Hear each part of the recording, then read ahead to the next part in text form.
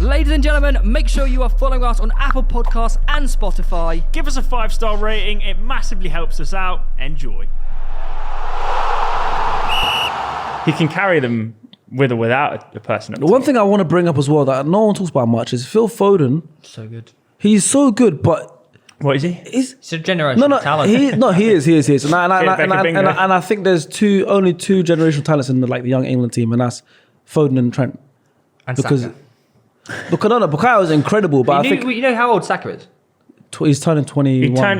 His birthday was yesterday. Yeah, but okay. What the fuck? The reason I brought up, and he's been carrying our team for 3 years. He's in the Euros at 18. The reason I brought up Foden, he's incredible. But That's not that can't be right. Like, the reason I brought up Foden though, he's amazing and everything, but is he a little bit of a fraud?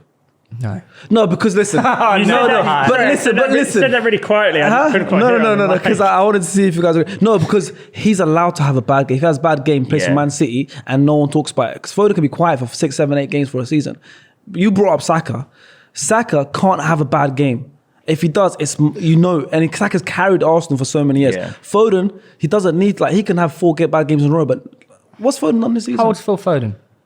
Older than Saka, maybe. 22. Yeah.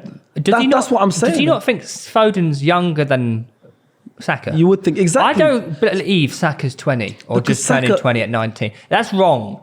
You shouldn't be carrying a team at 19. Yeah, that's what he's talking about. That's what I'm saying, though. It's the level of importance of the player for the squad that they're in. That's what I'm saying. So Foden can ghost because they are so many. It's got Bernardo Silva, it's Kevin De Bruyne, Gundogan. We don't have that kind of scapegoat if he doesn't play very well. Like Saka this season, people were saying up until he scored in the United game. Before that, people were saying that Saka's having a slow start to the season. Saka's not great this season. I'm like, what's going on? Saka is at 19. And also, Saka's got Ben White at right back. Ben White's doing a great job, but he's not a right back. So Saka also now his game's different as well. He's got someone that doesn't play right back there. So that whole relationship there is different. And that's another reason why Saka's not been as good starting the season. There's so many different reasons. And I just think if you look at someone if you put Saka once again in that Pep team, I think he would cook. Do you think it's scary to think that Saka, how good is at 18, 19, 20, how much more he's got to give now? He's so ahead you of don't his hit your years. prime to you 26, 27. Well, maybe 25, 26 now. But I think, But when you say more to give, what do you mean by more to give? You can just go up different levels, mate. But he's the most important player at one of the biggest clubs in the world. But that's what I'm saying. If he adds could be goals even to his more. game, If he starts bagging goals, assists, there's so many more levels that Saka could go to. Yeah. He is. But do you think he needs to leave Arsenal to do that?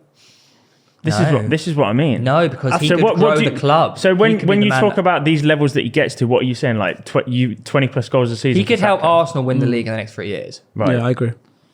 But as an individual contributor, what does he need to do in order to elevate? Keep up his goal. Numbers are very, very important. Yeah. Having the confidence to take people on. Start cutting inside and scoring worldies like Gareth Bale. It's not great. But I say, look at Raheem Sterling. He couldn't finish to save his life. He was a dribbler. He was a threat there, but he couldn't score goals.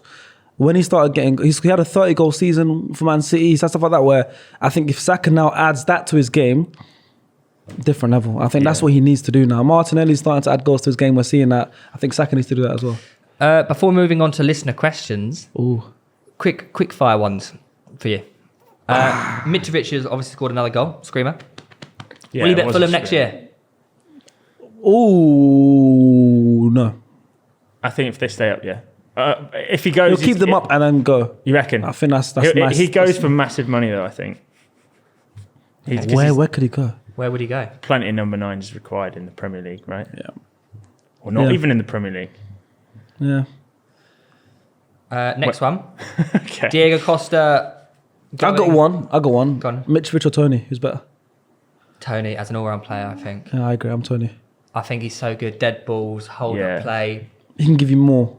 He's actually got more areas, He's actually got the best penalty technique in world football as well. I think he's the best penalty taker in the world. Yeah, I agree. He's 18 from 18, I think is what he is. He doesn't doesn't miss. miss. You know he doesn't look at the ball? Yeah, he don't miss. No, he doesn't look at the ball. He's my robot. Yeah, he is actually a robot. Go on, what's the next question? This one's factually incorrect, Lewis. Vegas did not get drop kicked by a fan. I'm sure he did. No, he didn't. The clip went around that Vegas got drop kicked, but actually it wasn't. He was running towards the guy who got drop kicked. It was a different a Besiktas player did get drop kicked. Don't get me wrong. Just wasn't him. It just wasn't Veggie, our hero.